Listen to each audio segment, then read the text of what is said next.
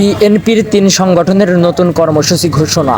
বিএনপির ৩ অঙ্গ সংগঠন নতুন কর্মসূচি ঘোষণা করেছে। যুবদল, স্বেচ্ছাসেবক দল ও ছাত্র দলের যৌথ উদ্যোগে এই কর্মসূচি পালন হবে। আগামী ৯ মে থেকে ২৮ মে পর্যন্ত বিভাগীয় পর্যায়ে তারুণ্যের ভবিষ্যৎ ভাবনা, ভবিষ্যৎ বাংলাদেশ শীর্ষক সেমিনার এবং তারুণ্যের রাজনৈতিক অধিকার প্রতিষ্ঠার সমাবেশ করবে বিএনপির এই ৩ সহযোগী সংগঠন। আজ সোমবার রাজধানীর নয়াপল্টনে বিএনপির কেন্দ্রীয় কার্যালয়ে এই কর্মসূচি ঘোষণা করেন যুবদল সভাপতি আব্দুল মোনায়েম মুন্না। তিনি বলেন, তারুণ্যের চাহিদা ও প্রয়োজনের উপর নির্ভর করে এই কর্মসূচি হাতে নেওয়া হয়েছে। আমাদের লক্ষ্য তরুণদের ক্ষমতায়ন, রাষ্ট্রীয় নীতি নির্ধারণে অংশগ্রহণ, সৃজনশীলতার বিকাশ এবং তৃণমূল পর্যায়ে সর্বোচ্চ উন্নয়নের বাস্তবসম্মত মডেল গড়ে তোলা। কোথায় কোথায় কর্মসূচি? চট্টগ্রাম ও কুমিল্লা বিভাগ আগামী ৯ মে থেকে ১০ মে চট্টগ্রাম ও কুমিল্লা বিভাগ কর্মসূচি হবে। এর মধ্যে ৯ মে কর্মসংস্থান ও বহুমাত্রিক শিল্পায়নের তারুণ্যের ভাবনায় সেমিনার, ১০ মে তারুণ্যের রাজনৈতিক অধিকার প্রতিষ্ঠার সমাবেশ। ঢাকা, ফরিদপুর, সিলেট ও ময়মনসিংহ বিভাগ ২৭ থেকে ২৮। ঢাকা, ফরিদপুর, সিলেট ও ময়মনসিংহ বিভাগ এর মধ্যে ২৭ মে তারুণ্যের অর্থনৈতিক মুক্তি ও রাজনৈতিক ভাবনায় সেমিনার এবং ২৮ মে তারুণ্যের রাজনৈতিক অধিকার প্রতিষ্ঠার সমাবেশ।